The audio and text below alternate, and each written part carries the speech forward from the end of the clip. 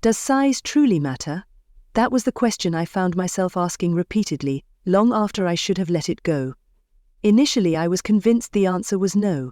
For years, I'd been perfectly satisfied with my husband, a man who was average in every way. James was everything I thought I needed. Our passion was good, our intimacy comfortable, and I never doubted that what we had together was enough. But the problem with questions like this is that once they're planted, they grow. Before long, what once felt adequate no longer seemed so simple. It wasn't the act itself that changed things, it was the whispers, those quiet, persistent voices I began hearing from all directions, from friends, from strangers, from obscure corners of the internet, and eventually from within my own mind, whispers of what could be, of what might be better or bigger. I never imagined I'd be the kind of woman to entertain such thoughts. Yet here I am, sharing this story, a story of how one question, one persistent idea, led me to cross a boundary I never thought I'd approach, and how the answer to that question altered everything. If you've ever wondered deep down whether size truly matters, this is my confession. For the longest time, I believed I had it all. My life with James was steady, not extraordinary, but who really needs extraordinary? He was a good man, reliable, dependable, loving me in all the ways one might expect, and I loved him back. We shared a comfortable routine, a stable home, and a passion that, while never blazing, burned steadily. I never had a reason to doubt us or what we had built together. Our intimacy was fine, not thrilling or electrifying, but sufficient. That's what I told myself, and honestly I didn't think much about it. Sex was just one part of the puzzle that made up our relationship, and the rest of our life together was so solid that it never occurred to me to wonder if it could be better. Then everything shifted. It happened one evening while I was out with my girlfriends. We were sitting at a small bar chatting about the usual topics, work, life, gossip, when the conversation took an unexpected turn. "I've never been with a man who was, really well and endowed," Sarah said, sipping her drink. "But I've heard it's different, like it feels better." Rebecca, ever the skeptic, rolled her eyes. "Are you really buying into that whole size matters thing? It's all about connection, isn't it? I mean, the guy could be huge, but if there's no chemistry, it's pointless." The conversation was light-hearted, filled with laughter and jokes about partners who hadn't exactly measured up. But even as the mood remained playful, a seed was planted in my mind. For years, I'd convinced myself that size didn't matter. James was average and he was mine. I'd never felt like I needed anything more. Or so I thought. But those words about bigger, better, and what might be different echoed in my mind. They lingered, scratching at the edges of my thoughts, and the more I replayed them, the more an itch began to grow. The days that followed felt strange. I tried not to dwell on that conversation, but it played on repeat in my head, like a song I couldn't shake. I started looking at James differently, scrutinizing him in ways I never had before. Was he really enough? Was what we shared truly all there was to intimacy? Was this the full extent of passion? I told myself I was being ridiculous, that it was just idle chatter, or maybe the wine talking. But the harder I tried to dismiss it, the more it clung to me. The question, does size really matter, had rooted itself in my thoughts, and I couldn't let it go. One evening, after a quiet dinner at home, James was in the kitchen cleaning up, while I sat on the couch scrolling through my phone. I don't know what compelled me, but I opened a dating app. I wasn't looking for anything serious, God no. I didn't want to cheat, and I had no intention of betraying James. I was just curious. There it was, staring back at me, a list of preferences people were searching for. Height, weight, personality traits, interests. And then right in the middle, something caught my eye. What's your preference in physicality? For the first time I skimmed through profiles, not for faces or hobbies, but for what they said about size. Some men boldly declared their endowments, even including suggestive photos. I clicked on their profiles, intrigued by their words. I wasn't interested in messaging anyone, not yet. I just needed to see what they were offering, to glimpse this world I'd never considered. I told myself it was harmless, just innocent curiosity, but deep down I knew better. Something inside me was stirring. A need, a longing I hadn't known was there. And that's when I saw him. His profile picture exuded confidence. He looked strong, self-assured, but it was his description that stopped me in my tracks. He was direct, unapologetically honest, and his words didn't dance around their meaning. At the very end of his profile was a line that made my heart skip a beat. I believe in giving a woman everything she deserves, physically and emotionally. That one sentence lingered in my mind long after I closed the app. I'd never met a man who spoke like that, with such conviction, such certainty. I couldn't help but wonder, did he mean what I thought he meant? What would it feel like to be with someone so sure of himself, someone who offered more than just comfort? Against my better judgment, I messaged him. I told myself it was harmless, just a conversation, just exploration. But no matter how much I tried to rationalize it, I couldn't silence the voice inside me, whispering that I was crossing a line. What would it feel like to be with a man who wasn't average, to experience someone who could truly deliver on promises whispered about by others, to understand firsthand what my friends hinted at, to know if it really was better? Now that the question had taken root, curiosity began to grow, becoming impossible to ignore. You can't help but wonder what comes next, can you? Trust me, this story is about to take a turn you won't expect. Make sure to like and subscribe to the Betrayal Recovery Podcast, and find out what motivates betrayal partners to betray, and how you can assist them when their curiosity gets the best of a good woman. Stay tuned. The following days were a blur of conflicted emotions. The playful messages I had exchanged with him lingered in my mind long after I had closed the app and forced myself to focus on reality. James was busy with work, and I distracted myself with the usual household tasks: laundry, cooking, and cleaning. Outwardly, everything seemed normal, but underneath, my thoughts were consumed by something entirely unexpected. I couldn't stop thinking about him. It wasn't just his confidence or the way he seemed so certain he could give a woman everything she deserved. It was his unapologetic embrace of his physicality, how he carried it like a badge of pride, almost daring me to question whether I was truly content with what I had at home. That seed of curiosity had been planted, and now it was quietly sprouting in the background of my daily life. But seeds don't stay small for long when they're nurtured. I began to notice a shift. I couldn't look at James the same way anymore. For years I'd believed I loved him fully and that we were perfect for each other. Now though, I found myself comparing. At first it was subtle, a glance at James while he was in the shower, my eyes lingering on his body, on his familiar, average form. What we had was fine, our physical connection was adequate. But something inside me had changed, and I started questioning whether there was more to discover. Was I truly satisfied? Did I even understand what true fulfillment felt like? Or had I settled simply because it was all I had ever known? One evening, after we had tucked the kids into bed, I lounged on the couch trying to relax. My phone lay beside me, and almost without thinking I picked it up.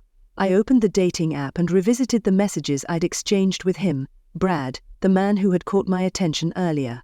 His response was waiting for me. It was short but direct, laced with intrigue. "So, what are you really looking for?" He'd even added a playful wink emoji. I hesitated before replying. Was this what I wanted? Was I ready to take things further? My heart raced at the thought, torn between anticipation and fear.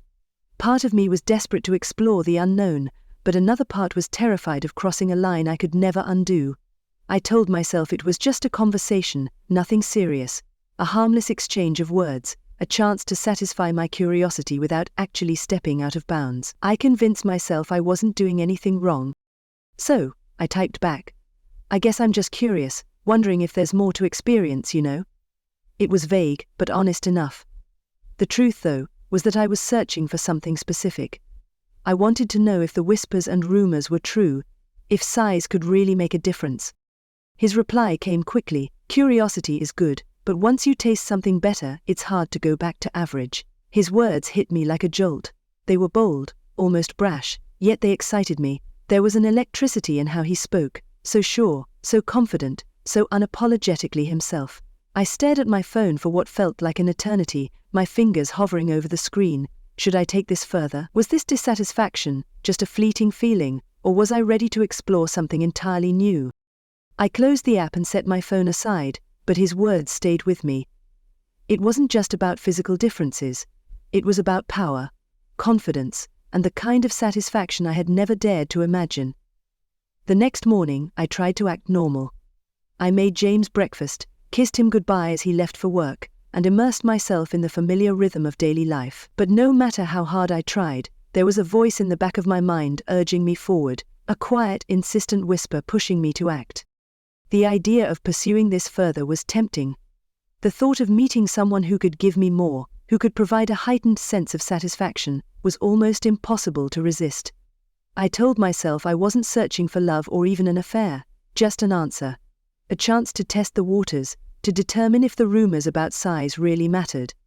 That afternoon, I found myself back on the couch, my phone in hand. I opened the app again, scrolling through the profiles.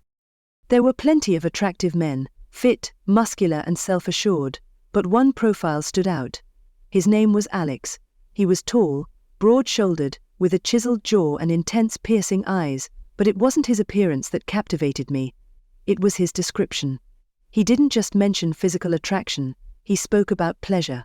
He wrote about satisfying a woman fully, about understanding her desires and meeting them completely. I didn't need to read the rest to understand what he was implying. I could feel it deep inside, a pull, a yearning I couldn't ignore. Without overthinking, I messaged him. It was a simple hi, but my hands trembled as I pressed send. I told myself it was harmless, just a conversation, not an affair. Yet as I hit send, I couldn't help but wonder. What if I took this further? What if I really explored this curiosity? What if he could give me what I was missing? The first time I saw Alex, I knew everything was about to change. When I walked into the hotel bar and spotted him, it was as though the rest of the world faded away. There was something magnetic about him, a quiet authority that commanded the room without a single word. "Hello, gorgeous," Alex greeted me, his voice low and rich, with an undercurrent of mischief. "I'm so glad you're here. I've been thinking about this all day." My thoughts jumbled and I couldn't muster anything witty or clever in response. All I could manage was a timid smile and a quiet hi, feeling the heat rise in my cheeks. We took our seats and began discussing work and life, but as time slipped by, the words themselves seemed less important. What truly mattered was the magnetic energy between us. The air felt thick, almost palpable, charged with an unspoken tension. My gaze kept drifting to him, his lips, his hands, the way he carried himself with a calm, restrained power. His presence was commanding without being overbearing, like a predator who knew precisely what he wanted. But it wasn't just his appearance that captivated me, it was the way he made me feel. He listened intently to every word I said, but not in the habitual, predictable way James used to. With James, it had always felt steady and familiar, a comforting routine. Alex's attention, however, awakened something inside me. It made me feel alive. At some point, I realized my body was betraying me, my heart was racing uncontrollably, and my skin tingled with anticipation. It wasn't just my thoughts anymore, my body was responding to him in ways beyond my control. "You're stunning," he murmured, his voice dropping a note, the words sounding like a private confession meant only for me. I nodded, but it wasn't the compliment itself that shook me, it was how he said it, as though he wasn't merely noticing me but craving me in a way I hadn't experienced in so long. Slowly and deliberately he reached across the table, his fingers brushing my wrist. The touch sent a shiver through me, and he noticed. "I think you're ready," he said softly. Before I could fully process his words, his hand was on my shoulder, gently urging me to stand. Neither of us spoke as we moved toward the elevator. The air seemed charged, the space between us shrinking with every step. When the elevator doors slid shut, my heart pounded so loudly I could hear it in my ears. There was no turning back now. His room was simple yet sophisticated, with a large bed, soft lighting, and a window overlooking the city. He closed the door behind us, then turned, his intense gaze locking onto mine. "I've been imagining this all day," he said, his voice husky, almost a growl. "I've been thinking about how you'll feel, how you'll respond." I couldn't reply. My body was already screaming for what was about to unfold. He moved toward me with deliberate slowness, exuding the confidence of someone who had all the time in the world. In one fluid motion, he was in front of me, his hands resting at my waist. Before I could react, he pulled me close, his lips colliding with mine in a fiery kiss. It wasn't tender or soft, it was fierce, demanding, as though he needed me in a way no one ever had. Breathless, I let my hands explore his chest, feeling the firm muscles beneath his shirt, the heat radiating from him.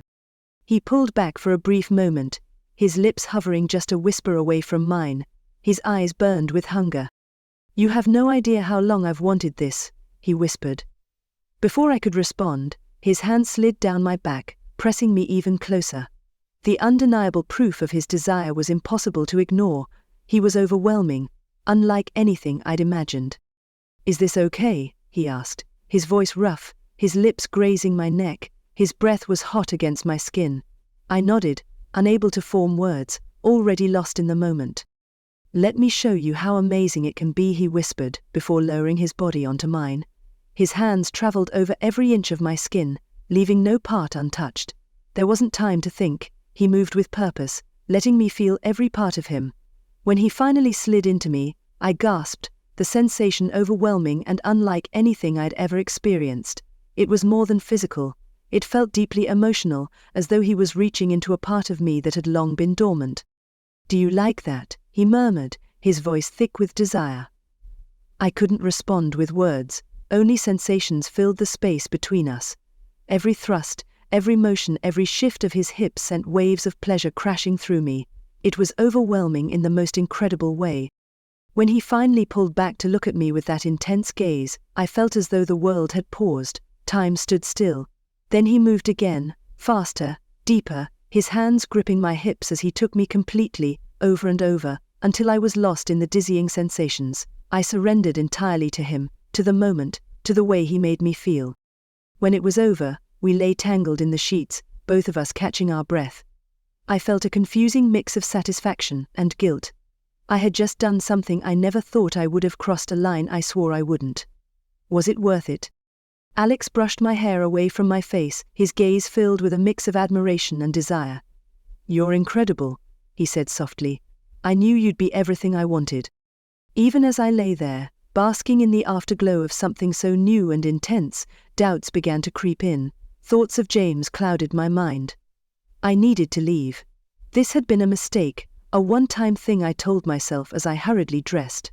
My heart was heavy with guilt, but the memory of Alex's touch, the intensity of what we'd shared, stayed with me long after I walked out. The temptation had been real, the boundaries crossed, and now the consequences loomed. Would I be able to walk away from the man who gave me everything I hadn't known I craved? The answers were coming, and they wouldn't be simple. I couldn't believe what I'd done. It wasn't just the act itself but the lingering feelings, how Alex's presence stayed with me, on me, in me. My body still longed for him, even as I drove home. I had betrayed James and crossed a line I vowed never to cross. Yet guilt wasn't the only emotion I felt. There was something darker, desire. I could still feel Alex's hands on me, remember the heat of his lips, the confidence in his every movement. It was addictive, like a drug I couldn't shake, haunting my thoughts no matter how hard I tried to push it away. When I entered the house, the familiar scent of home hit me, freshly cooked dinner, and the faint traces of my children's perfume. James was at the kitchen table, glasses perched on his nose as he sorted through papers.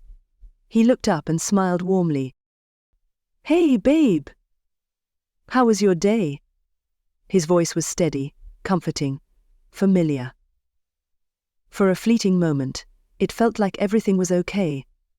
Like I hadn't just been with another man. But deep down, I knew that wasn't true. "Fine," I replied, forcing a smile. My voice sounded hollow. I walked past him, pretending to be absorbed in evening chores, but my mind was elsewhere. All I could think about was Alex, his touch, his intensity, the way he made me feel like more than just a wife and mother. Later that night, as we climbed into bed, I tried to act normal, to pretend nothing had changed.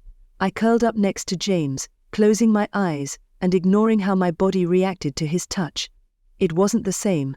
There was no spark, no excitement, only the comfort of familiarity.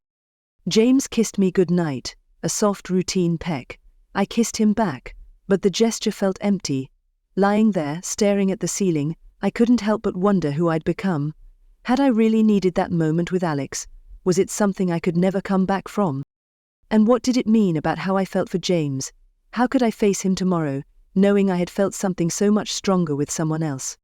The guilt hit me again, heavier this time, a knot in my stomach I couldn't untangle. No matter how much I tried to push it away, my body wouldn't let me forget. I could still feel the weight of Alex on me, the way he filled me in ways James never had.